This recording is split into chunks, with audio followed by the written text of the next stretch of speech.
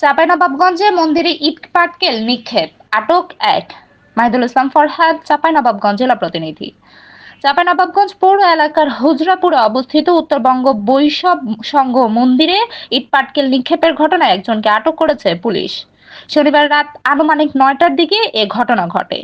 CCTV ক্যামেরার ফুটেজে দেখা যায় এক ব্যক্তি মন্দিরকে উদ্দেশ্য করে ইটপাটকেল নিক্ষেপ করছেন। স্থানীয়রা বিষয়টি টের পেয়ে তাকে হাতে নাতে আটক করেন।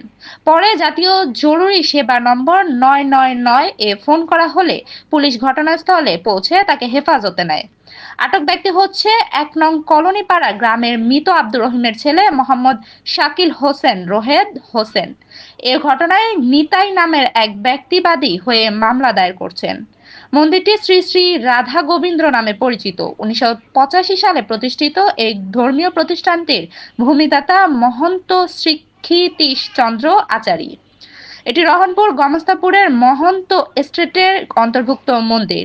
মন্দিরটির প্রতিষ্ঠাতা আচার্য ১০৮ শ্রী শ্যামকিশোর দাস গোস্বামী মহারাজজি। ঘটনার পর এলাকায় উত্তেজনা বিরাজ করলেও আইন শৃঙ্খলা বাহিনীর পরিস্থিতি নিয়ন্ত্রণে রেখেছে বলে জানা গেছে। সদর মডেল থানার ইনচার্জ নূরে আলম জানিয়েছেন, সিসিটিভি ফুটেজ পর্যালোচনা করে আইনগত ব্যবস্থা নেওয়া হয়েছে। চাঁপাইনবাবগঞ্জ সদর মডেল থানার মামলা নং ২৭ তারিখ ২২ ফেব্রুয়ারি ২০২৬ খ্রিস্টাব্দ, ধারা ২৯৫, ২৯৫ ক, ২৯৬, ২৯৮, ৫০৬, প্যানেল কোড ১৮৬০। এজাহার নামীয় আসামি একজন। এই মামলার তদন্তকারী কর্মকর্তা এসআই পলাশ অধিকারী। যে তাকে পাগল বলে প্রমাণ করা হয় এবং তার বেকুসে খালাস প্রদান করা হয়। আমরা চাই এটা সঠিক জবাব। আমরা পুলিশ বাহিনী এসছেন, তারা নিয়ে যেতে পারবেন, অসুবিধা নাই, কারণ তারা নিয়ে যাবেন, ঠিক আছে, কিন্তু এটার আমরা শেষ দেখতে চাই। তিনি কিভাবে হামলা করেন, আমাদের ভিডিও ফুটেজ আছে, আমরা সেটা প্রমাণ হিসেবে দেখাতে পারি। আপনি কি কিছু বলবেন এই সম্পর্কে? এই বিষয়ে আসলে এইসব পাগল টাগলকে সাজিয়ে এই ধরনের ঘটনা ঘটায়, এর পিছনে কারা শক্তি আছে বা কারা করছে, এই জন্য ভাবে আমি মনে করি যে একটা সুষ্ঠু তদন্ত দরকার আছে। ওকে যদি পাগল ভাবে ছেড়ে দেওয়া যায়, তাহলে প্রকৃতিক যারা মানে দুষ্কৃতিকারী যারা এই ঘটনার পিছনে হাত আছে তারা তো ফাঁসলো না, তারা তো ইয়ে হলো না।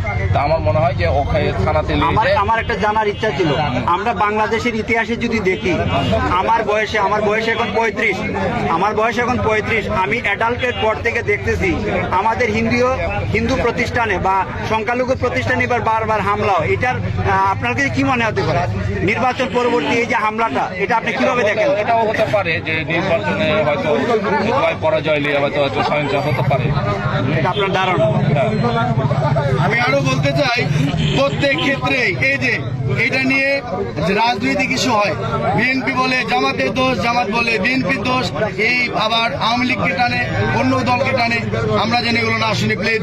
যারা এগুলো দায়িত্বশীলতার জায়গা আছেন, এ ধরনের বক্তব্য দিবেন না এই বিষয়টাকে নিয়ে।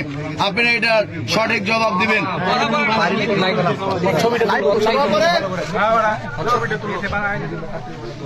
হ্যাঁ দাদা,